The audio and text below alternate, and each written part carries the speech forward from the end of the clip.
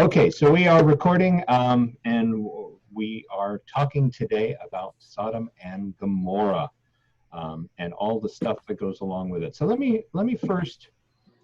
We all know, or at least we think we know, pretty well the story of Sodom and Gomorrah and what happened, but it really spans. We know the incidents of the destruction and the events of the destruction, which happen in the book of Genesis in chapter 19, and we'll read that here in just a moment. But we really don't go back into earlier chapters where we're introduced to Sodom and Gomorrah, and we don't really know the history of where Sodom and Gomorrah was, why it existed, and those sort of things. So let's do that first. I'm going to share my screen, and so this is a map of the land of Canaan. At the time of Joshua. So it's a little bit, this map postdates the period of time that we're talking about. But can you all see my little pointer, my little mouse pointer? Yeah? Okay. Yeah. So in chapter 13 of the book of Genesis, we hear Abram and Lot, who Lot is Abram's nephew. We hear that Abram and Lot moved down the River Jordan here, the Negev, and they land in this area right here, Bethel and Ai, right in this area here. And they make camp, and they establish their joint camp. And in the book, in chapter 13, Abram realizes that their camp is growing to be too large. They both have their flocks there, they have their attendants, they have their family, they have all the attendants' family, they have all of it, and it's just basically it gets to a point where they determine that it's unsustainable. And so before they decide that there's going to be strife and confrontation and arguments, Abram says to Lot, let's go our separate ways. You know, I don't want to argue with you, I don't want to have problems with you.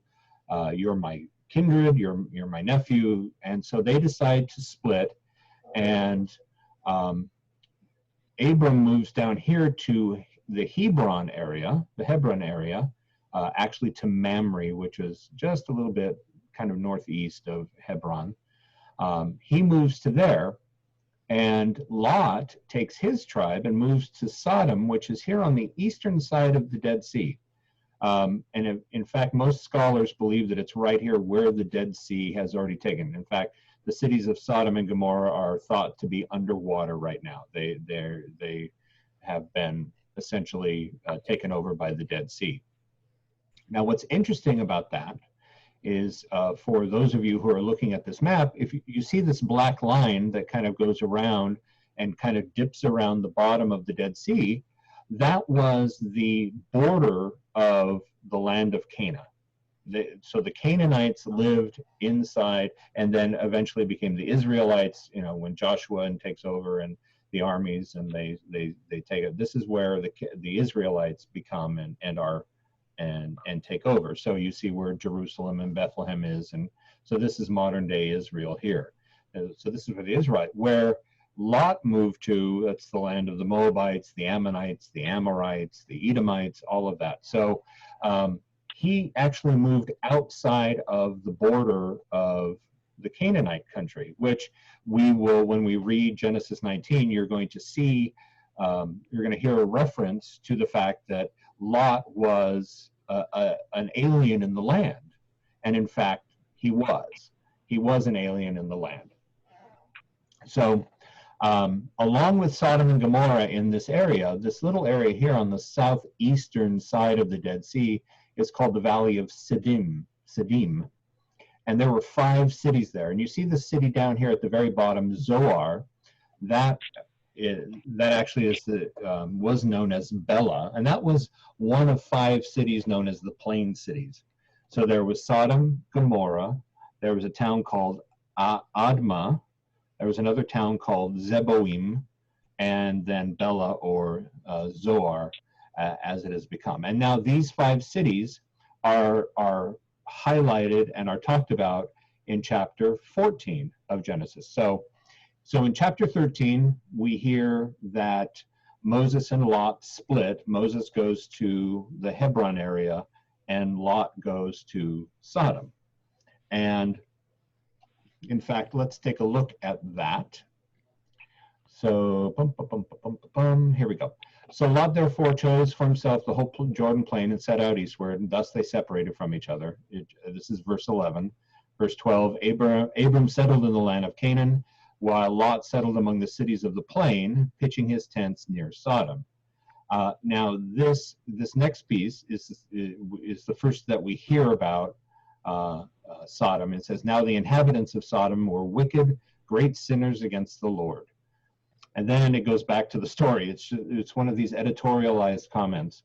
And that's fairly typical in the first few books, the Torah, the Pentateuch, the first 5 books of the Bible. There are a lot of little editorialized comments because these are supposed to have been written. Tradition says that those books were written by Moses. So this would be Moses remembering or relying upon oral tradition and oral history of the stories of Abram or Abraham. And so these little editorialized comments kind of pop in, like we see in Genesis chapter 2, verse 24, where we hear about the man and the woman, and suddenly it says, and that's why a husband will leave his mother and father and join his wife, and they'll become one flesh. You know, we've never heard husband, wife, mother, father, any of those terms, but suddenly they're just kind of there, and then it goes back to the story. So we think that this particular verse, this is just an editorial comment which was put in a little bit later to give credence to the story of Sodom. Okay, so in the next chapter, in chapter 14, suddenly we go to a war. After we have Abram, who has split with Lot, and they go and make their lives in different areas, then we have a war. And what happens is these 5 cities, let me go back to, oops, sorry, can't see where, nope, there we go. So the 5 cities that were in the valley of Siddim, they were under control of another king called Chedorlaomer and a couple other kings, and they decide these cities that they were tired of being under control, and so they decide to go to war against the other forces, and they lose. And so the 5 cities are invaded by the troops, and the inhabitants are all made captives and taken away, including Lot, who is now there at Sodom. The word gets back to Abram that Lot, his nephew, has been abducted, and so he puts together a force and goes and rescues Lot and everybody else that was taken captive. They are they sneak into the camp at night, and then as they are returning, we hear the story of the king of Sodom, the new king of Sodom, because the old king fell into a pit of tar. So we hear the new king of Sodom, and then the king of Salem, Melchizedek. We hear that story where Melchizedek suddenly shows up and blesses, and we hear that Abram gives all of the captives and all of the loot that he's plundered and everything back to the king of Sodom. So everybody goes back to Sodom, including Lot and his family and everybody who's been taken captive. So that's the story thus far. That's chapter 13 and chapter 14. So let's take a look at chapter 19, and that's the actual destruction of Sodom and Gomorrah. So we know that Abram was sitting out, and the angels passed by, and he asked them to sit, and he gave them food and water and to relax, and they told him that they were off to go destroy Sodom and Gomorrah, and he knew that Lot was there, and so he bargained, very famously, Abram bargained with God and said, well, if there are 50 righteous people, will you spare them? And he said, sure. Well, if there's 50, what about 40? Will you do 40? And so he bargained to it. So he knew that Lot would be spared. And so the angels leave Abram and they go, and it picks up here and it says, we'll read together. The two angels reached Sodom in the evening as Lot was sitting at the gate of Sodom. When Lot saw them, he got up to greet them, and bowing down with his face to the ground, he said, "Please, my lords, come aside into your servant's house for the night, and bathe your feet. You can get up early to continue your journey." But they replied, "No, we will pass the night in the town square." He urged them strongly, however, that they turned aside to his place and entered his house. He prepared a banquet for them, baking unleavened bread, and they dined. Before they went to bed, the townsmen of Sodom, both young and old, all the people to the last man, surrounded the house. They called to Lot and said to him, "Where are the men who came to your house tonight? Bring them out to us that we may have sexual relations with them." Other translations say, so that we may know them. Lot went out to meet them at the entrance. When he had shut the door behind them, he said, "I beg you, my brothers, do not do this wicked thing. I have two daughters who have never had sexual relations with men. Let me bring them out to you, and you may do to them as you please. But do not do anything to these men, for they have come under the shelter of my roof." They replied, "Stand back. This man," they said, "came here as a resident alien," and so now we understand that they were outside of the boundary of Canaan. So he was a resident alien, and now he dares to give orders. "We will treat you worse than them." With that, they pressed hard against Lot, moving closer to break down the door. But his guests put out their hands, pulled Lot inside with them, and closed the door. They struck the men at the entrance of the house, small and great, with such a blinding light that they were utterly unable to find the doorway. And then they leave Sodom, and Sodom and Gomorrah are destroyed. So that's what we've heard. Historically, we know, according to the Bible and accounts that have been recorded, this battle that took place where Sodom and Gomorrah and all 5 of the plain cities had been taken over. So they were full of people who were captors or triumphant conquerors of this land. So it was common at this time, when a conquering army took captors and came into a new place, the way that they made people submit, especially the other soldiers or the other men of the town, is that they would rape them. They would have sexual relations with them to prove their superiority. It was a very commonplace in Greece. It was commonplace in Rome. And so everybody expected. And in prison. I'm sorry? And in prison. Okay. In sure. prison, it's sort of like, when a dog lowers its tail, it's submitting to the A dog, but it in a different way. That's what they were doing to submit, which is a rape. And that's how you're explaining it, right? Well, yeah, they were purposefully degrading these people.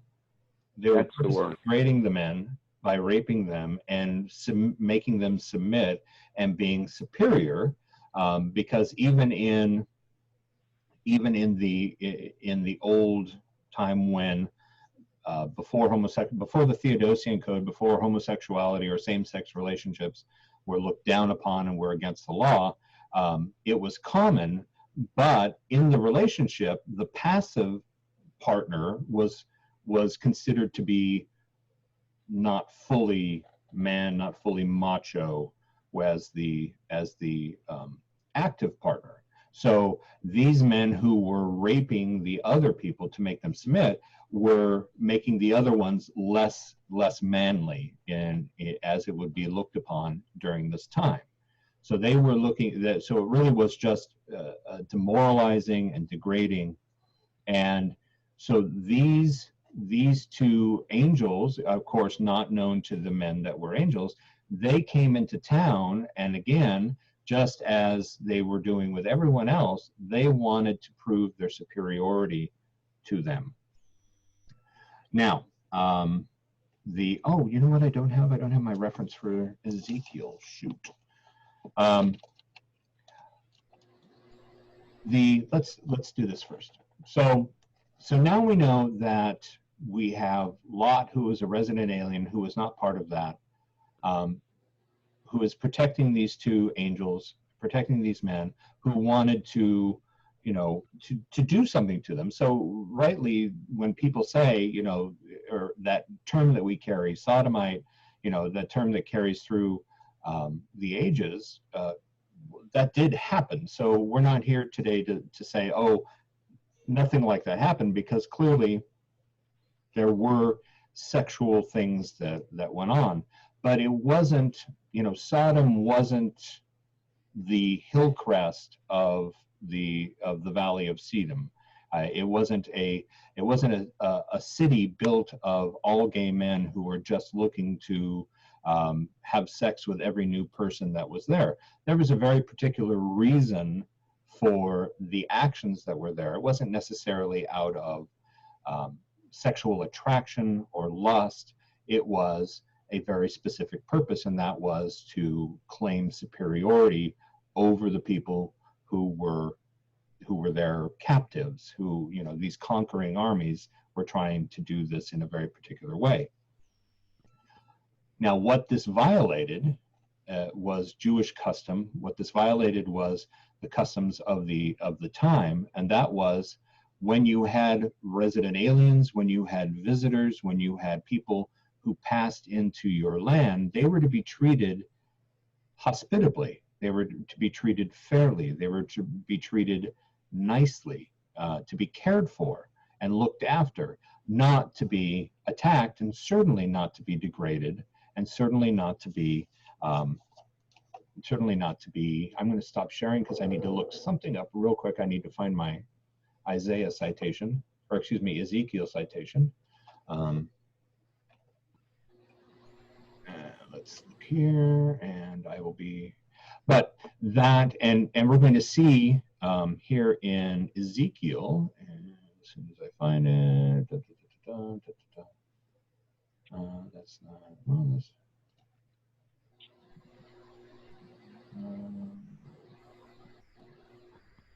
it's got to be it. Okay, so Ezekiel 16. Okay. We will see here the reading. I'm sorry, I didn't have this one. It's the only one I didn't pull up. Ezekiel 16.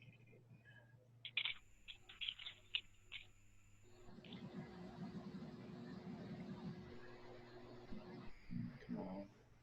Where are you?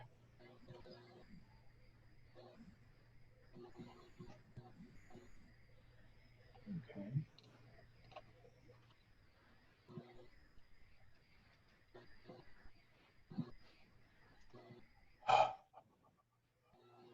$16.49.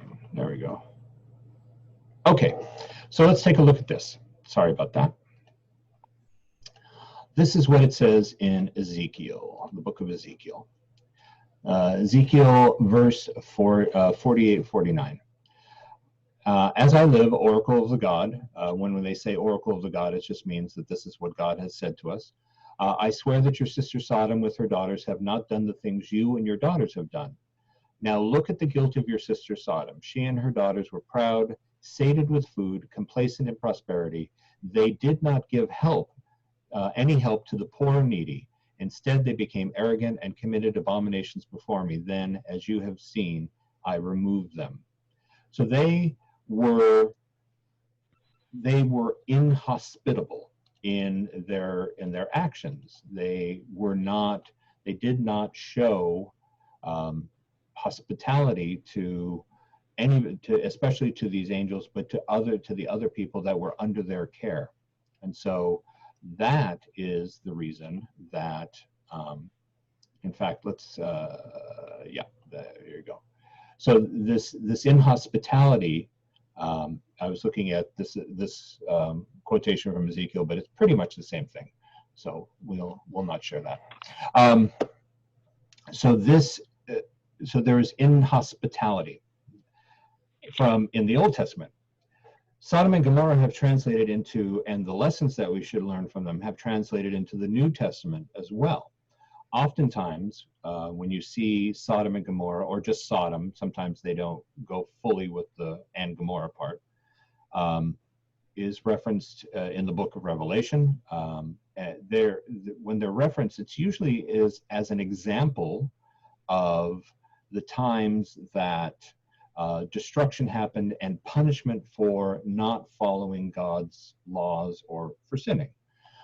So if we go to the book of Jude, the letter of Jude, which we have here, it's mentioned, Sodom and Gomorrah and other towns are mentioned in verse 7, but I want to read from verse 7, from verse 5. It says here, I wish to remind you, although you know all things, that the Lord who once saved the people from the land of Egypt later destroyed those who did not believe. Okay, so we have the Egyptians when the Jews were freed from slavery, so they were destroyed. The angels too, who did not keep their own domain but deserted the proper dwelling. He has kept the eternal chains in gloom for the judgment for the great day. So the choir of angels that followed Lucifer and left heaven and became the demons that we know in hell. So he's talking about those, he's destroyed those. And likewise, Sodom, Gomorrah, and the surrounding towns, which in the same manner as they, indulged in sexual promiscuity and practiced unnatural vice, serve as an example by undergoing a punishment of eternal fire. So we have a punishment of eternal fire. So all of these examples, and as I said, Sodom and Gomorrah is usually one of them, there is a punishment for not following God's law, punishment for sinning.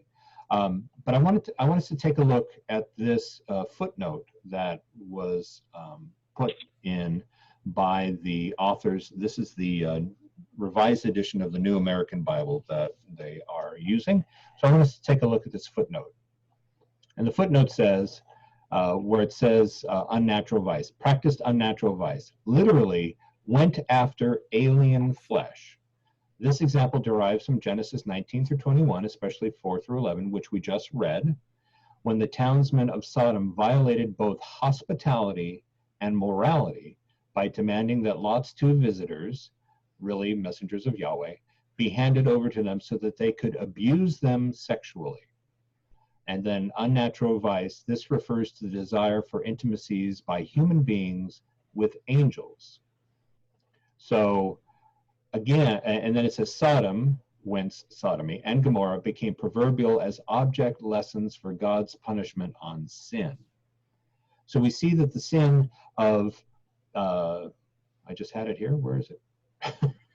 Oh, there we go. They violated the law of hospitality, violated both hospitality and morality. Those rules, not that they were same-sex attracted, not that they were looking to pull these guys out and these angels out, or other men that they thought they were, and have sex with them just because that they were attracted and there was a sexual attraction that we know exists. It was a violation of this hospitality. They wanted to abuse, not just have sex, but they wanted to abuse these two people. And they wanted to abuse them sexually because, as we said, the practice was that they would rape men, the conquerors would rape the captives so that they would prove superiority over them. If we look at also, I want you to go up. Why won't you go up? Okay, well, I'm going to have to move my screen down again. Let's look at 2 Peter. My controls aren't doing. Which one? This is in 2 Peter, chapter 2, and this is verse 4 through. All right, hold on. Show video panel. I'm trying to hide some controls. There we go. Okay, so 2 Peter, Peter talks about Sodom and Gomorrah, and in the same way, almost in the same as Jude. He says in chapter 2, verse 4, for if God did not spare the angels when they sinned, but condemned them to the chains of Tartarus, Tartarus being hell, the mythological name for hell, and handed them over to be kept for judgment. And if he did not spare the ancient world, even though he persevered, Noah, a herald of righteousness, together with 7 others, when he brought a flood upon the godless world, and if he condemned the cities of Sodom and Gomorrah to destruction, reducing them to ashes, making them an example for the godless people of what is coming, and if he rescued Lot, a righteous man oppressed by the licentious conduct of unprincipled people, for day after day that righteous man living among them was tormented in his righteous soul at the lawless deeds that he saw and heard, then the Lord knows how to rescue the devout from trial and to keep the unrighteous under punishment for the day of judgment. So again, what he says is not that, if this were clearly just, we punished Sodom, we destroyed Sodom and Gomorrah because there was same-sex attraction, they would say same-sex attraction. It would say something homosexual. Now, licentious conduct of unprincipled people, that is, licentiousness is sexuality and desire of the flesh, and those things. But again, it was Lot saw this unlawlessness, which we've known from reading Ezekiel, for which we know from reading the footnote in Jude. We know that it was because the people there weren't being hospitable. The people there were not being moral. The people were not taking care of it. They were not living up to the demands of God, and so that is why they were destructed. They were torn, wiped out. Fire, brimstone. They were destroyed. I have a question. Sure. About what we're talking about right now. Uh-huh. Why was not Abraham's daughters, who were authored to them instead, and who were probably children, because he says they're basically they're virgins. Uh-huh. I'll give you them instead. Mm-hmm. Why isn't that even mentioned as being any kind of a sin? Well, because women were treated as chattel. They were property. They didn't have the same rights as men. So, but it's his daughters, right? But that therein itself shows that there was no moral outrage as far as the sexual conduct. And these are Lot's daughters, not Abram's daughters. There was no outrage about that sort of immoral behavior, or what we consider today to be immoral behavior, because it wasn't about the sexuality. It was about the sin of inhospitality and the immorality of treating strangers poorly. It wasn't about the sex. And you bring up a great point, Charlie. It's, even today, you'll hear a lot of people talk about what happened up to that point, but nobody ever goes on about Lot trying to throw his 2 virgin daughters out to the angry crowd. And the angry crowd didn't care. They didn't want them, if you remember. They didn't want the daughters because they weren't after sex. They were after submission and to make people, and humiliation. And humiliation. That's what they were after. They weren't after having just sexual lust and desire. That wasn't the point. The point was that they wanted to abuse these men into submission because they were brand new and they were the conquering foes, or the conquering hordes, and they wanted everyone to know that they needed to be submissive to them. So again, that point where Lot offers his 2 daughters to this, apparently, as we hear often said, the sex-crazed crowd, but it wasn't about that. It wasn't about sex. It wasn't about, it was purely about abusing them into submission and degradation and making these people submit. Okay. Let's look at one more New Testament source, and that's the Gospels of Matthew that we talked about a little bit before.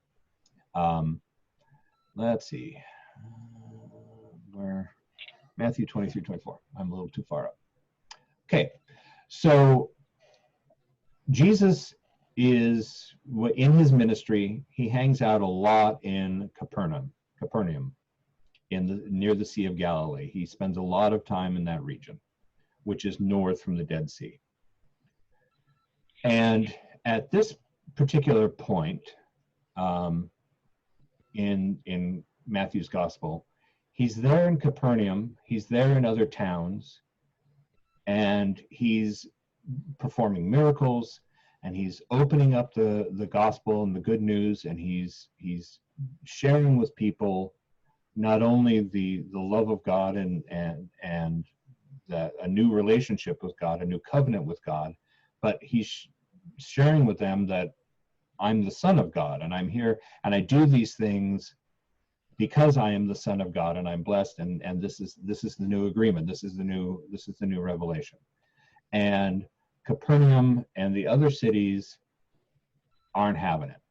They just don't care. You know, they're not being responsive.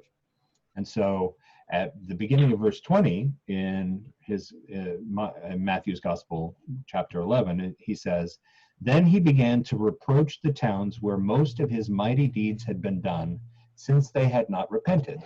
Woe to you, Chorazin! Woe to you, Bethsaida! For if the mighty deeds done in your midst had been done in Tyre and Sidon are like Sodom and Gomorrah. They are known for destruction. They would long ago have repented in sackcloth and ashes. But I tell you, it will be more tolerable for Tyre and Sidon on the day of judgment than for you. As for you, Capernaum, will you be exalted to heaven? Will you go down to the netherworld? Or you will go down to the netherworld. For if the mighty deeds done in your midst had been done in Sodom, it would have remained until this day. But I tell you, it will be more tolerable for the land of Sodom on the day of judgment than for you." Now, I've not read any substantial scholarship or any kind of work that says that Capernaum was the Castro district of Judea. So this clearly, he's not talking, when he talks about Sodom, he's not talking about homosexuality. He's not talking about same-sex relationships. Sodom violated God's law. They did not repent. They did not follow the laws of hospitality, of treating strangers well, of being more. They didn't follow those laws. And so here he's saying to Capernaum, the town that he had a house in, the town that he preached in, the town that he spent a lot of time in, he said, "Are you going to go to heaven? No, you're going to the netherworld." And quite honestly, Sodom, if Sodom knew what you guys are supposed to have known, it'd still be here. We never would have destroyed it. So clearly, from what we see in the Bible, from our sources here, clearly the idea that the LGBTQ community, specifically gay men, should be punished for the sins of Sodom because it was a destruction because of homosexuality is clearly not the case. And all we need to do is read through these New Testament references and the Old Testament Ezekiel reference, and we see that what it was, that yes, we can't deny the fact that there was some sort of sexual abuse that went on, that there was some sort of sexual thing that happened, hence the name sodomite that is carried through the years. But it wasn't out of sexual lust. It wasn't out of a sexual attractiveness, a same-sex attraction. It wasn't out of any of those things. It was strictly out of violating the moral code of the day of being hospitable to strangers, being hospitable to people who visited, to caring for your prisoners, to looking out for one another. So when we hear that we should be sorry or we should be ashamed because of Sodom and Gomorrah, that clearly is not the case. Questions, comments? Yes. Here's another reference to loving another, in this case, another male.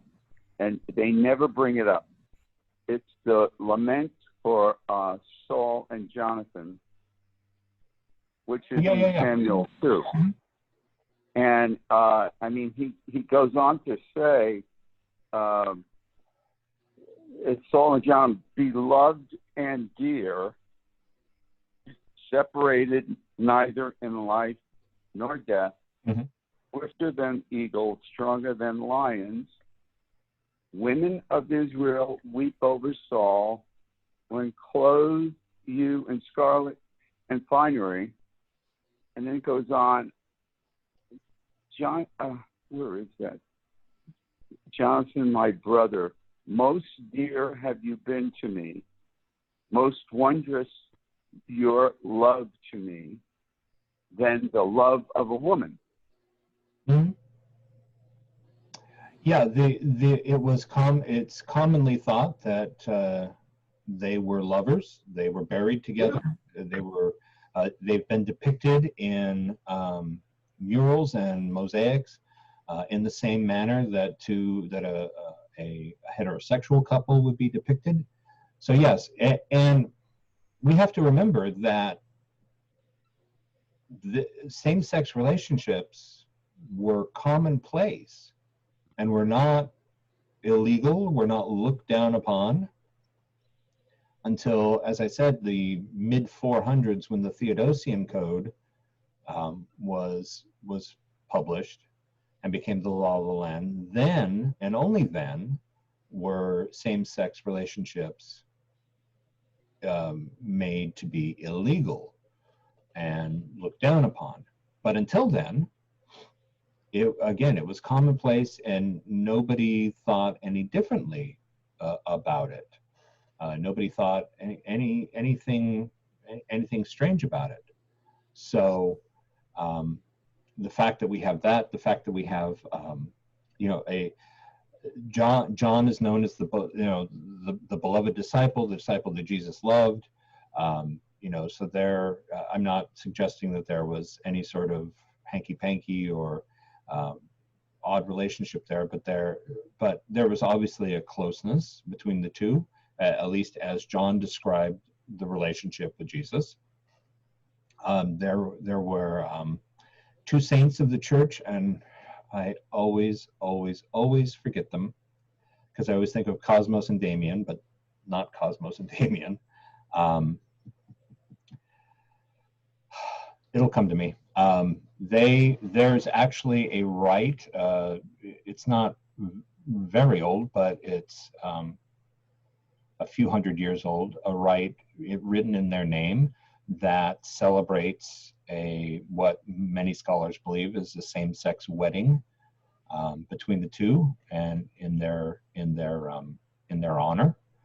They again have been depicted in frescoes and that have been found in the catacombs in the same manner as the two we were just talking about, where the fresco shows one on either side, and then above them in the center is Jesus. And that was a very similar way that married couples would be depicted in frescoes in the catacombs, that Jesus would witness their relationship. Why can't I think of their names? It's annoying me. But were they early saints, early martyrs, or? They are saints. They're saints in the church. Okay. So let me see if I can. Jeff? Getting back to Sodom and Gomorrah. Yeah. I had a question. They burned them to the ground, and they repented in sackcloth and ashes. And you got to wonder, why are they accusing them? Why did they do that for just being inhospitable and claiming superiority over them? What else were they up to that caused God to rain down on them? Well, if you remember, and what we didn't cover, in the negotiation between Abram and God in chapter 18, and I can probably bring that up, God says, I have heard the cry of my people. And so he heard the Israelites, the Jews that were there, and they were in non-Jewish land. So he heard the Jews be crying the conditions that were there. And now it could be It could be strictly that it was just inhospitality, and they could have been up to Lord knows what all that was going on. I don't, we don't know officially everything that happened and everything that was happening in that city, but they cried out in such moral outrage at this type of activity that God sought to destroy them and just to wipe it off and to save his people. Unfortunately, he just ended up saving Lot and his immediate family. It was Sergius and Bacchus are the names of the saints. That's who they are, Sergius and Bacchus. But so that's and they are supposed to have been in a relationship and a couple. But that's for another Zoom call on the sacrament of marriage. So what other questions? Anybody have any other questions? Well, I've often wondered, where did this association come from with homosexuality? And, I think it really got solidified in the church with St. Peter Damian, who was this Benedictine in the 11th century, who wrote a book called the Book of Gomorrah. Mm. And he was very concerned about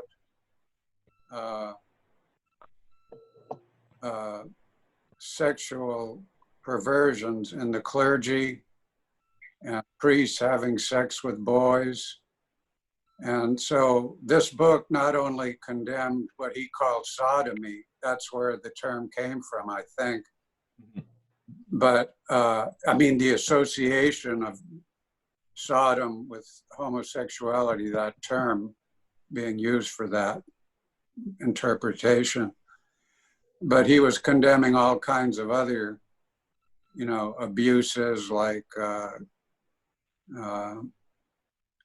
simony, selling the sacraments, and a lot of other things. So he was supposedly a major reformer in the church.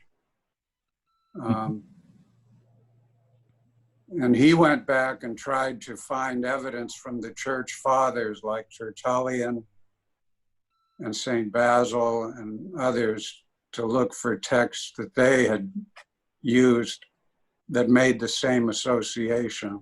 Mm-hmm. So I think it was after the New Testament period that the association with same-sex behaviors got solidified in the Catholic Church. Yeah, I think you're absolutely right, Chris. The last book, Revelation, was written about 100. The entire canon of the New Testament that we know today was written anywhere between 50 to 100 AD. So, and then in 400, obviously Tertullian and Josephus, and those were all 100, in the hundreds and 200s, and so they post-dated the New Testament writings. So yeah, all of that referencing and all of that the association, as you say, would have happened, much after New Testament time, definitely.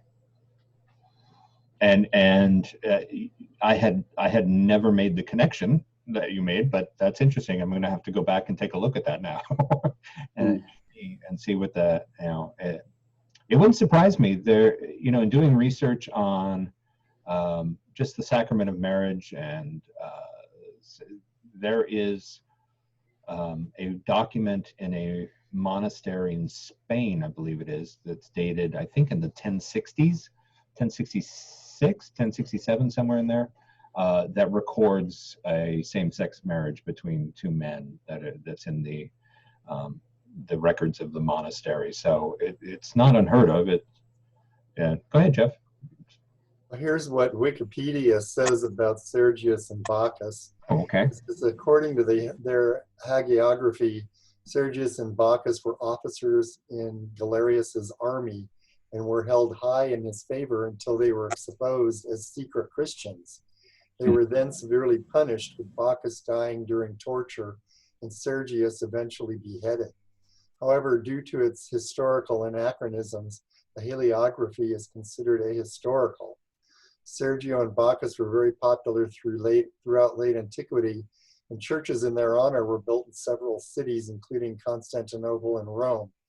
The close friendship between the two is strongly emphasized in their hagiographies and traditions, making them one of the most famous examples of paired saints. This closeness led the historian John Boswell to suggest that their relationship was a romantic one.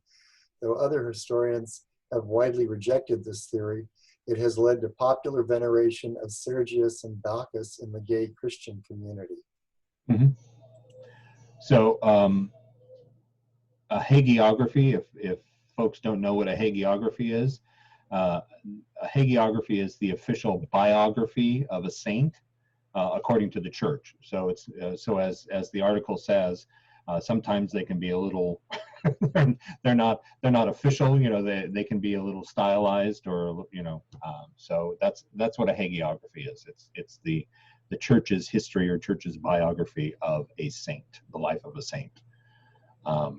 So yeah, that's you know, people can go all, or have gone all around, and you know, certainly church in those times and in those cases where there might be, you know, as I said, there was a fresco found in the catacombs of Sergius and Bacchus in that particular style and that manner that would denote a coupled, you know, a couple married or at least committed to one another.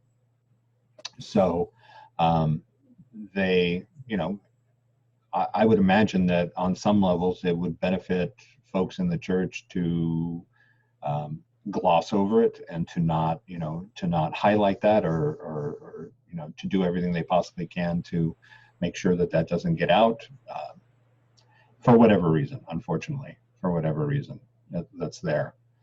But yeah, there's plenty. I think there are plenty of examples. Did you want to say something? No. Okay. Yeah, don't bother about raising your hand. Just interrupt me. I'm good with I'm good with being interrupted. It's fine. There's I think there are plenty of examples throughout the ages where, you know, we've seen same-sex couples, same-sex relationships, same-sex. What's the word that I wanted to say? Acknowledgement, or throughout history, throughout the church, where the church has done it, and you know, kind of turned a blind eye to it, has not really focused on it. So unfortunately, I think in the advent of with the advent of the Protestant Reformation and this sola fide, sola scriptura type of interpretation and type of faith, where I'm able to pick up the Bible, read it, understand it, and interpret it, and be just fine. And we've gotten these translations, we've gotten these examples where things have been agendized, things have been twisted, so that, you know, somebody can point to the scripture and say, hey, this is against, you know, here's a clear example of why this is against God's law, and this is why God is against this, and therefore I should be against it, and you should be punished and put to hell. You know, you should be killed because, you know, they wiped out Sodom, and you all are the same, and you should all die. And it's like, okay, do you even know what we're talking about here? Do you know what actually happened in Sodom? So that I think is an example. You know, we've really had a lot of that. We've had a lot of that throughout the ages, and I think it's important that we look at these things and we actually find out, you know, the history of it, the history of the area, the history of the cities, and, you know, because it's important to understand. Everybody goes to Genesis 19 and talks about what happened with the angels, but nobody goes back a couple of chapters and reads that there was a war, and nobody looks at the history of okay, what happened at war and what happened at the conclusion of those wars and how were people treated. And, you know, there's a lot more that goes into all of it. And so that's why it's important that we do this kind of stuff. Anything else? Any other comments, questions? Well, you know, maybe for another time, we could look at some of the New Testament texts, because I've found in my own research into this topic that even some prominent evangelical scripture scholars concede that this text is not about homosexuality, but they go to the New Testament and Paul's letter to the Romans in particular to make their case. Oh, sure. So yeah, the letter to the Romans, you know, that's one of the big six clubs that everybody takes out of their bag to beat over our heads. You know, Romans 1, 20, what is it, 22, 20, something like that. And looking at the text and looking at, you know, what he was actually talking about and everything, there's exegesis where we read scripture and we get the meaning out of it, and then you have the eisegesis where we read stuff into it, and then we have the narcegesis which is a made-up term, which is just where we insert ourselves and what we believe into the text. So, you know, you really have to look at, you know, you have to have good exegetical ways of looking at text and you know that, and looking at other documents. Yeah, go ahead. When did you, just a clarification, you said that homosexuality during those times is not frowned upon or looked down on. When did that change? The Theodosian Code was the first document that codified same-sex relationship. Well, I do, you know, we can use the term homosexuality, but that wasn't really coined until 1940s, 1950s, something like that. But the Theodosian Code, I think it was 457, somewhere in there, if my memory serves me, that actually codified same-sex relationships as being illegal. That's when it actually became illegal. Interesting. Did you want to say something, Charlie, or? No, that wasn't me. No, I just thought you were scrolling it up on the screen, so I thought maybe you had cleared your throat or wanted to. Well, thank you. This has been educational. I hadn't realized that. I guess from what I've heard of Sodom and Gomorrah and all the church services I've attended, I never heard that it was really because of homosexuality that they were destroyed. But based on looking at the different biblical texts that you pointed out, I guess that's how one could infer that. Well, and again, it has, as Chris was saying, it stood on its own and it stands alone. Stands on its own quite a bit. I'm looking for my Ezekiel here. It stands quite a bit on its own, but people open it up to interpretations. People open it up to their, and to make it fit, you know, because if you go through, you can go into the internet and just type in Genesis 19, and there's a couple Bible Gateway. They don't use Catholic text, but you know that's okay.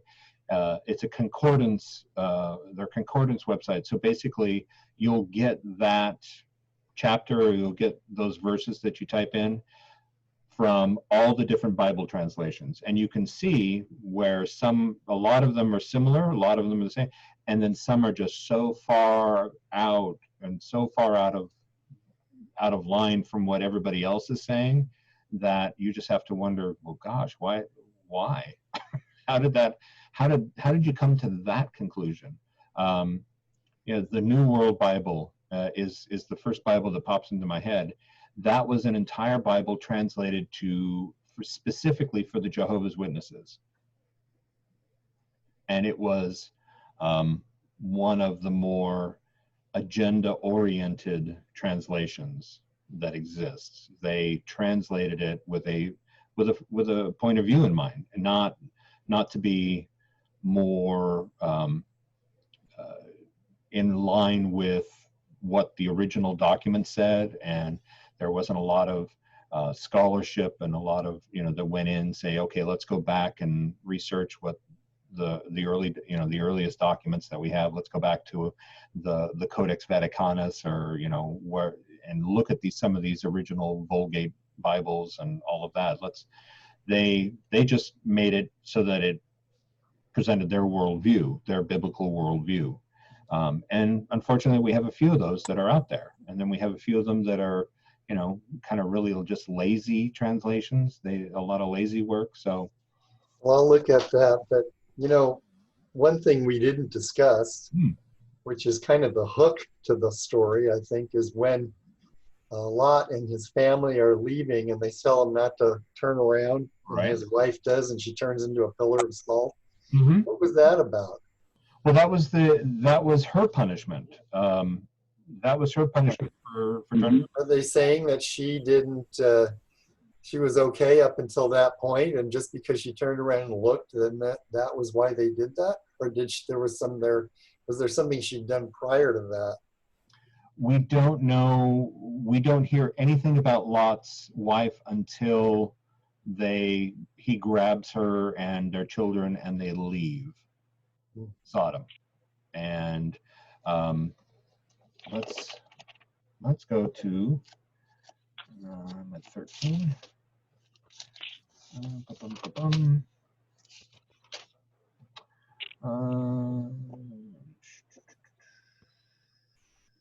I mean, that's really the point, I think, that stands out so much for me in the whole story.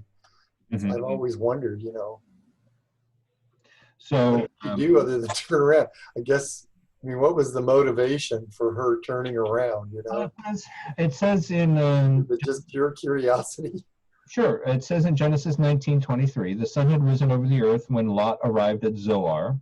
So the angels told Lot to go to the hills, to run to the hills. And he said, I don't think I can get to the hills. I've got a wife and I've got children. And so he said, let us go to the town of Zoar, which, as you saw on the map, was one of the towns that still exists. And they said, okay, yeah, go ahead, go to Zoar. So he said he arrived in Zoar, and the Lord rained down sulfur upon Sodom and Gomorrah, fire from the Lord out of heaven. He overthrew those cities and the whole plain, together with the inhabitants of the cities and the produce of the soil. Verse 26, but Lot's wife looked back, and she was turned into a pillar of salt. Verse 27, the next morning, Abraham, that's it. Okay. That's it. So the angels did say to them back in verse 17, as soon as they had brought them outside of the city, flee for your life. Do not look back or stop anywhere on the plain. Flee to the hills at once, or you will be swept away. So the angels warned them, don't look back, just keep going. Turn your, kind of like Jesus says, if you're not welcome in this town, shake the dust off of your feet and move on. Just go. You don't need to, this is stuff that you don't need to worry about anymore. You're free, just go. And Lot's wife couldn't do it. Now, potentially, maybe Lot met her there. Maybe she was a resident of Sodom. Well, maybe that was considered to be a warning to people that if you don't listen to this and go down the straight and narrow path, right, in the future this will happen to you. You do know that there is a rock formation, right? No. Let me. Isn't there a desert that has a lot of the salt formations you're talking about? And when you go on a tour, they say this is where Lot's wife turned to a pillar. I'm showing a picture now of the formation, that rock formation on the left on the screen as you're looking at it. That's called Lot's wife. Interesting. So that they say that this is, you know, it doesn't look anything like a wife or a person for that matter, but that is the tradition that in this part of the Dead Sea area in the Valley of Siddim. I'll have to check the proper pronunciation, but that they say this is Lot's wife. So if you Google Lot's wife, images of Lot's wife, then that's what pops up. So we don't hear anything before. We hear when he, when they the first time we hear mention of Lot's wife is when he bundles up the family and they get out of town. And then she turns around and says, so it's entirely possible that Lot's wife he met her in Sodom. It's entirely possible. And so she was a resident of the city of Sodom. And so she, for the pure cleansing of the area, the pure cleansing of the sins against God, that she had to turn around so that she too, as part of that, could be destroyed. That's entirely possible. It harkens back to the flood story.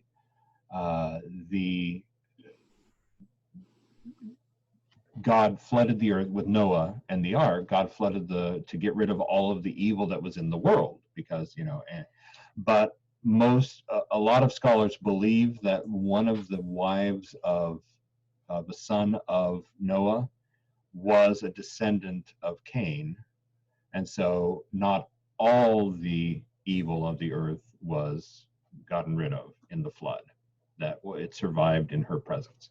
So this whole pure complete purifying and complete ridding of the of evil kind of goes back to that. And so it's entirely possible, as I said, that she had to turn around that she couldn't separate herself fully from that particular from that city and from her relatives, or if there were any, because she could have been a resident of the city. And so it's entirely possible. Unfortunately, the Bible doesn't really talk a lot about it. You've heard the extent. It does have a there's a citation to go to Wisdom, Book of Wisdom 10:7. So let me take a look at that and see what we have in Wisdom. But it may just be a concordant reference that just said, they may have referenced Lot's wife not being able to turn back. Let me go here. So I'll just check it real quick. Wisdom.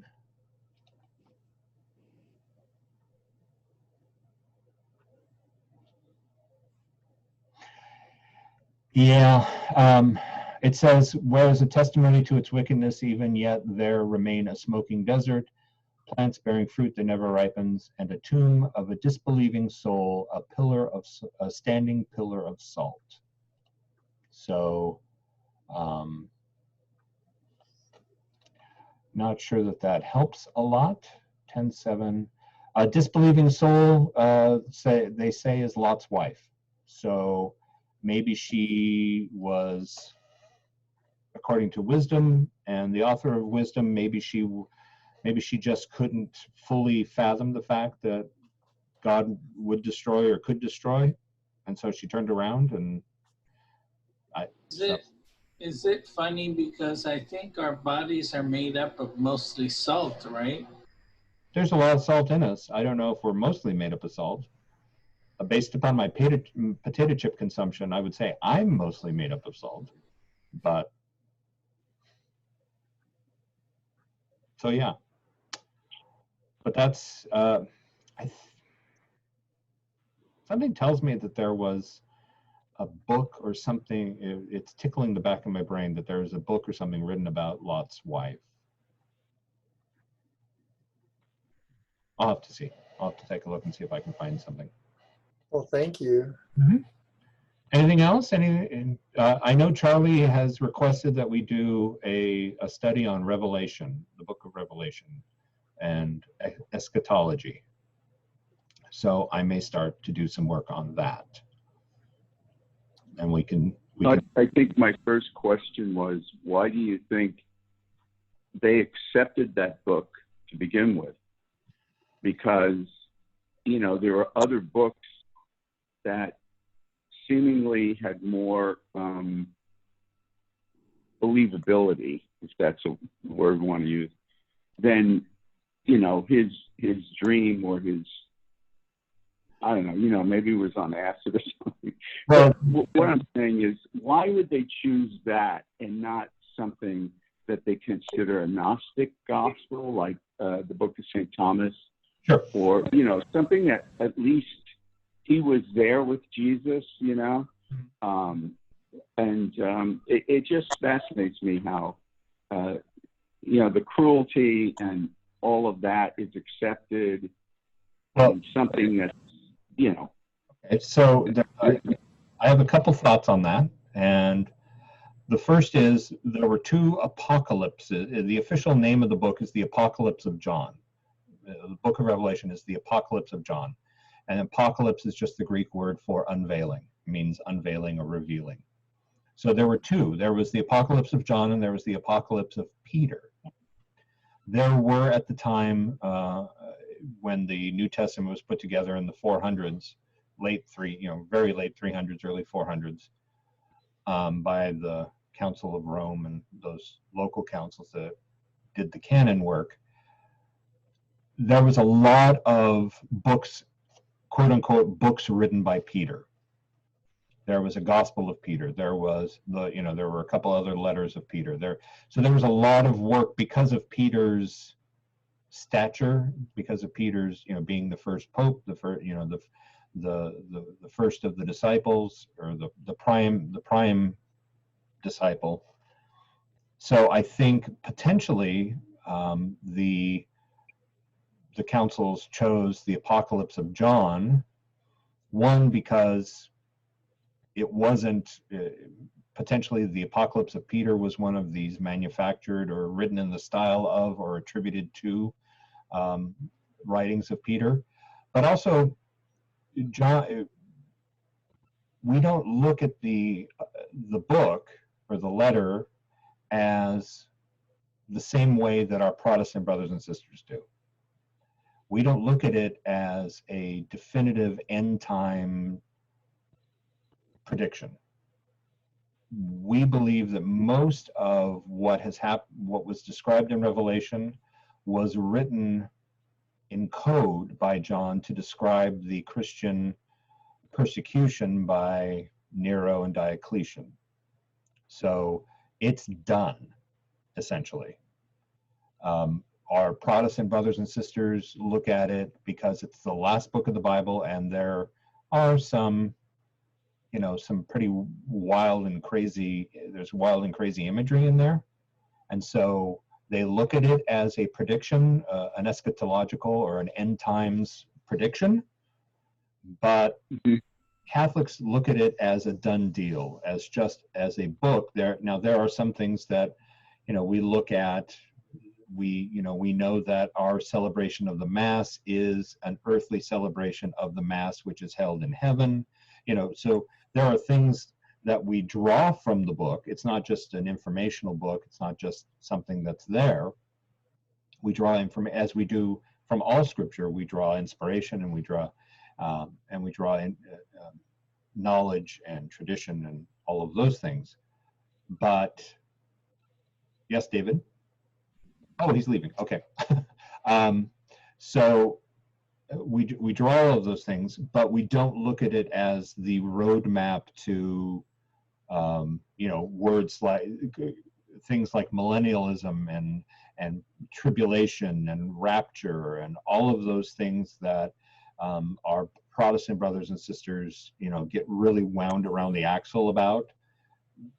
We don't really give credence to a lot of that. We don't. Well, the reason why it's so confusing is I think we're all to believe about the second coming of Christ, right? Sure. He told us that himself. Right. So if this is an apocalypse of that, and we're saying it happened already, You're let me stop you. How could we say that if it hasn't happened yet? Well, okay, but you are making the connection that the apocalypse that John wrote about was about the coming of Christ. Well, yes, because when you hear, I guess, evangelicals, that's what they're talking about. Sure, and that's evangelical theology. That's not Catholic theology. That's not what Catholics believe. Okay, so then I guess what do we believe about the second coming? What is it and when? Or do we not question it? Or, right? That's confusing to me. And that's why I asked you if you could kind of like maybe suggest something about it. Well, sure. I mean, we can, I think we talked about this on one of our liturgies, but I'll say it again. So when we die, our body and our soul is sent up for our first judgment, and we are ascribed one of three things. We are ascribed to heaven, we are ascribed to hell, or we are ascribed to purgatory. If we definitely don't want to go to hell, because that is we die an eternal death and we are eternally separated from God's presence. So we don't want that. If we die in a perfect state of grace, wherein our soul bears no marks of temporal sin, then we go right up to heaven. We're right at the pearly gates, and we get into the Hilton and we get a bathrobe and all sorts of stuff. But if we die and we're not in a state of perfection, and we get this from I think it's the 22nd chapter of the book of Revelation, where it says that even though the gates of heaven are always open, nothing imperfect will enter. We have even if we are said, yes, you will get to heaven, we go, the church teaches that we go to purgatory, we spend time in purgatory, and whatever that looks like, we don't know. We assume that it's a place, but we don't know that it's a place. We assume that we spend a lot of time there. It could be seconds. We don't know, obviously. But we go through a purgation, a removal of the temporal marks of sin, or the removal of the marks of temporal sin on the stains of those sin on our soul. Our soul is perfected and then is allowed into heaven. At the second coming, when Christ returns, our souls will be, our bodies, our physical bodies will be resurrected, and our souls and our bodies will be reunited, and we will live in the new Jerusalem, or the new earth. We will live with Christ and God in that paradise. That is our understanding of the second coming in a very compact and short explanation. But that's what we believe as Catholics. We don't believe in this tribulation. And if you really want to get completely perplexed and confused, just start to look at premillennial tribulation, postmillennial tribulation, and all the variations that go along with that, and amillennialism versus, that comes from that Protestant understanding that we can interpret the Bible however it is without the help of anybody else.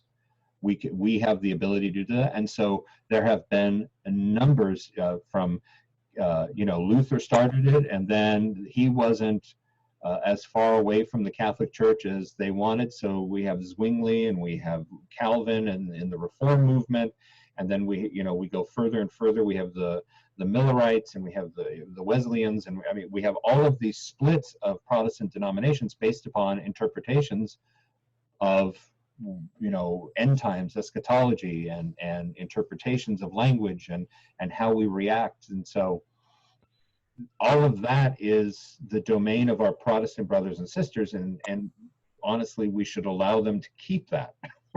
we should not be in a real big hurry to get over there and get in the middle of all that mess. You know, let them figure that out. We can stand on the sidelines, and when they you know, need a break, we can kind of help them and maybe guide them to into the correct ideology or the correct interpretation. But until then, you know, we can't get wrapped up in what they believe, because if you put 5 Protestants in a room, you'll have 6 different interpretations of what will happen. So so let them have that. We focus on Catholic theology and Catholic interpretation. Thank you. Mm-hmm. Yeah, no, that's I mean, it's and I don't want to sound dismissive, and I don't want to say, you know, I don't want to do that, because I'm not trying to be dismissive. Oh, I understand that. Yeah. But I mean, I spend a good amount of time when I'm absolutely bored and have nothing else to do. I watch YouTube videos of Protestant pastors and ministers that spend most of their day refuting other Protestant pastors and ministers, and it is the rabbit hole that you can go down and just continue to watch, and it's crazy. It can get really, really crazy. So do yourself a favor, and if you want to go down it for educational or entertainment value, sure, take a look. But if you're trying to really sort out what you believe as a Catholic, then the last place you want to go is to a Protestant to try to figure that out, because all they will do is tell you how wrong and you are, and how deceived you are by the Pope that is an Antichrist, and you know, all of that craziness. So you don't want to do that. Right. That's why I'm asking us to do it. So thank you. So there you go. Anything else? I really appreciate you guys taking some time on a Saturday afternoon to spend with me and to chat and discuss Sodom and Gomorrah. So I appreciate that. We'll do more of these now that we have. Now that Zoom seems to be our new way of life. I doubt we'll be breathing each other's air anytime too soon. So we will certainly do that. So, well, good. Thanks. Very valuable. Thank you. I'm glad you enjoyed it. I'm glad to meet you. I see your name on the roster for Dignity and everything else. I'm glad to meet you. No, thank you. Absolutely. So well, thank you. You're welcome. All right. We'll see you all maybe at Treasury tonight at 7. All right. Okay. Take care. Thanks, everyone. Bye-bye.